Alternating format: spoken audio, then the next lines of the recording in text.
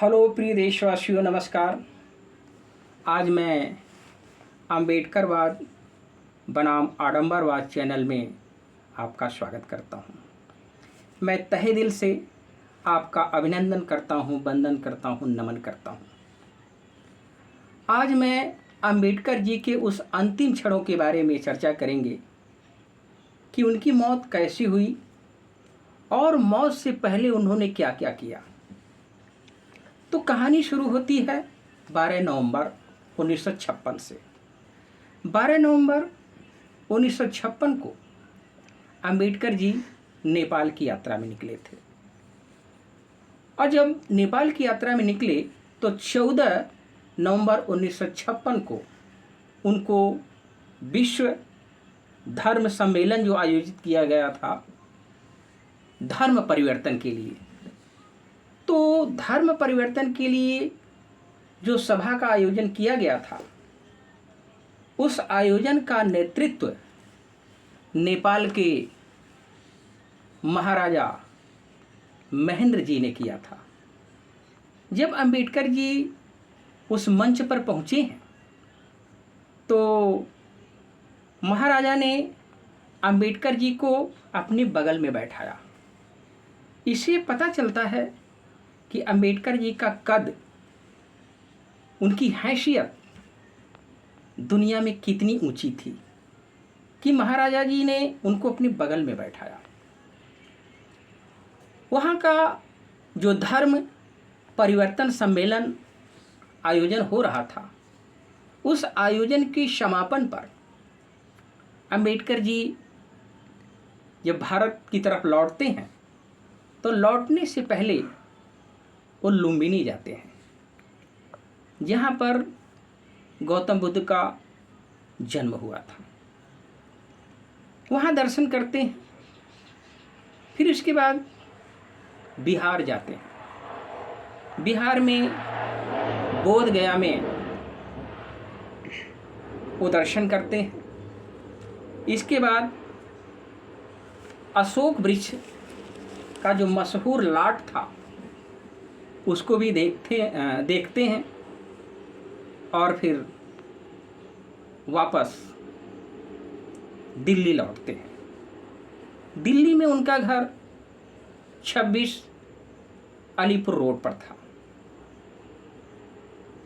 और जब यहाँ आते हैं 30 नवंबर 1956 को, तो उस समय संसद सत्र चल रहा था। अम्बेडकर जी काफ़ी जिद करते हैं संसद जाने के लिए। तो अम्बेडकर जी की देख रेख करने वाले जो डॉक्टर थे, मालवंकर कहते हैं उनको, वो मुंबई के एक मशहूर डॉक्टर थे। तो क्योंकि इनका स्वास्थ्य गिर रहा था धीरे धीरे, ये डायबिटीज़ से, ब्लड प्रेशर से, गठिया रोग से अम्बेडकर जी काफ़ी पीड़ित थे। गठिया रोग उनको काफ़ी परेशान करता था, चलने फिरने में उनको काफ़ी दिक्कतें हुआ करती थी। तो मालवंकर ने स्वास्थ्य की जांच की और कहा कि अम्बेडकर जी संसद की कार्यवाही में भाग ले सकते हैं।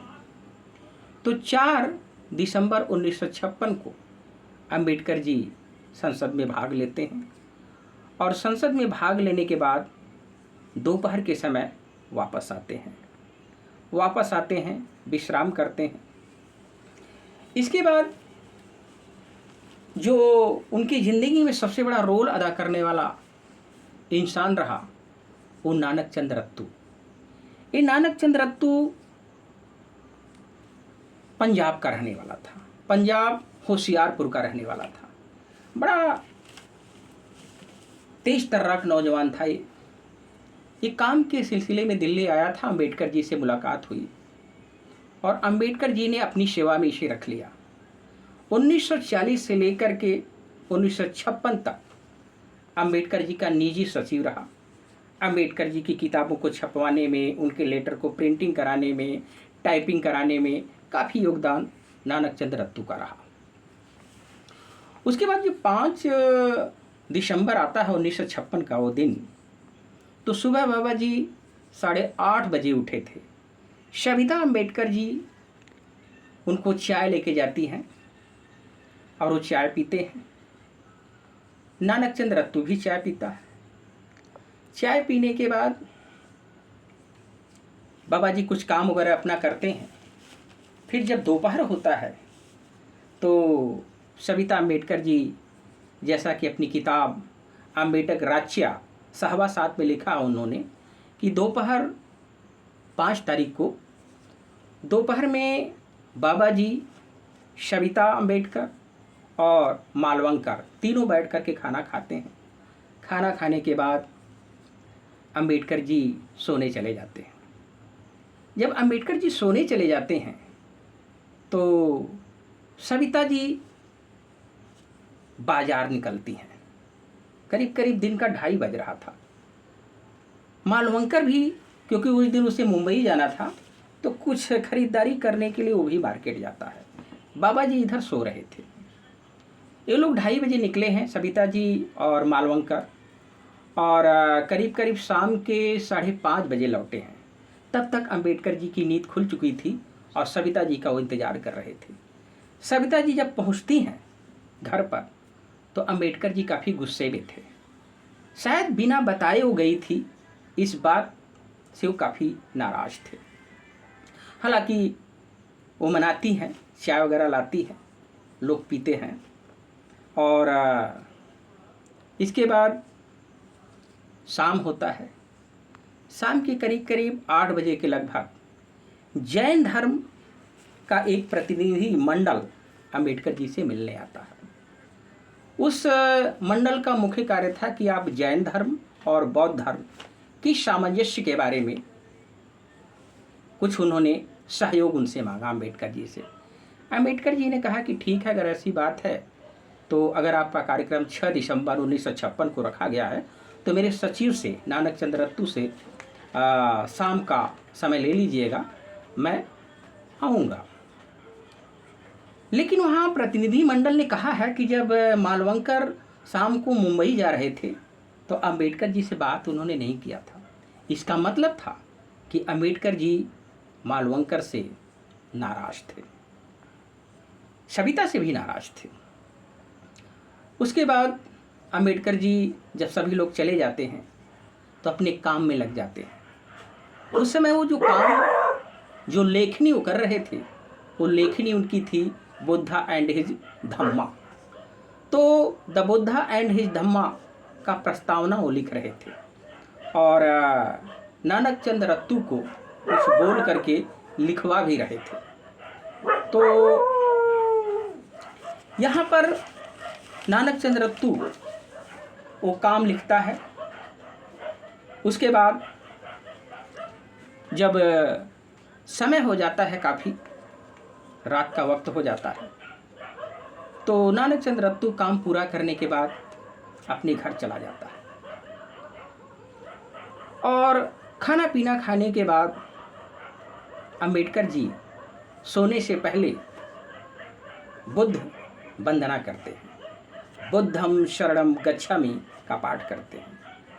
इसके बाद कबीर के दोहे को वो जपते हैं, चलो कबीर तेरा भाव सागर डेरा। बड़े मग्न में वो गा रहे थे और गाया भी। इसके बाद सोने से पहले उन्होंने द बुद्ध एंड हिज धम्मा का प्रस्तावना फिर से उन्होंने लिखा, उसमें परिवर्तन किया।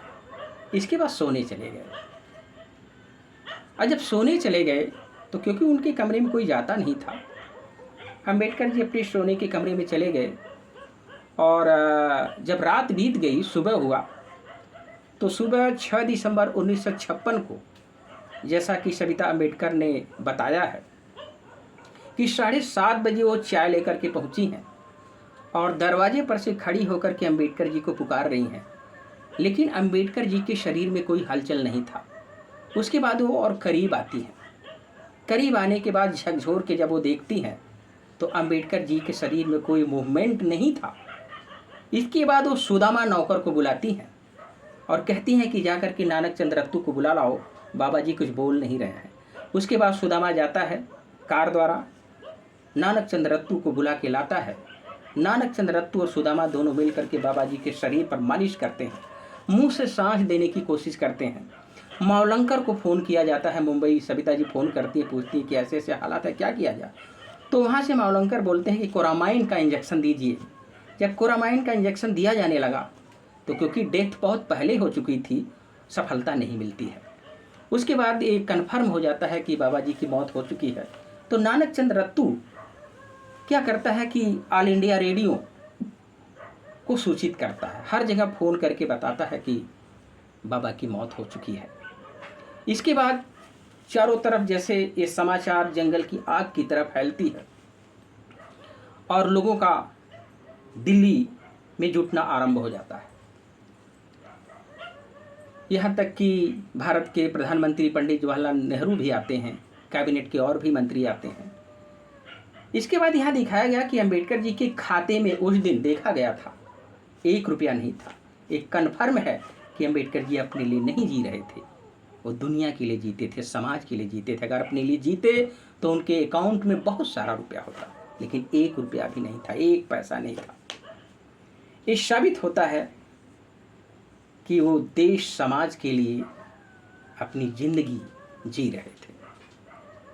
उसके बाद उनकी लाश ले जाने की बात हुई तो सविता जी ने कहा था कि सारनाथ लाश जाएगी, जैसा कि उन्होंने पहले कहा था, लेकिन बाद में वो पलट गई। इसके बाद इनकी लाश का इंतज़ाम दिल्ली से मुंबई ले जाने के लिए माननीय जगजीवन राम जी ने विमान की व्यवस्था किया था और उस विमान द्वारा इनकी लाश मुंबई पहुंची और बताया गया कि इनकी अंत्येष्टि में 10 लाख लोग सम्मिलित हुए थे। जब 10 लाख लोग सम्मिलित हुए थे, देख करके इतनी बड़ी भीड़ से अंदाज़ा लगाया जा सकता है कि अंबेडकर जी की हैसियत कितनी बड़ी थी, कितने लोग उनको पूछते थे, कितने लोग उनको मानते थे। तो यहाँ पर कहानी एंड होती है और मैं अंबेडकर जी को सलाम करता हूँ कि जिस समाज के लिए उन्होंने जिंदा रहे, जिस समाज के लिए उन्होंने जिया, वो समाज उनका हमेशा ऋणी रहेगा। उनके लिए 2 लाइन है, जो इंसान को इंसान बना दे उसे भगवान कहते हैं, जो इंसान को इंसान बना दे उसे भगवान कहते हैं, जो इंसान को महा इंसान बना दे उसे संविधान कहते हैं। जय संविधान, जय भीम, जय भारत, नमो बुद्धाय, नमो बुद्धाय, नमो बुद्धाय।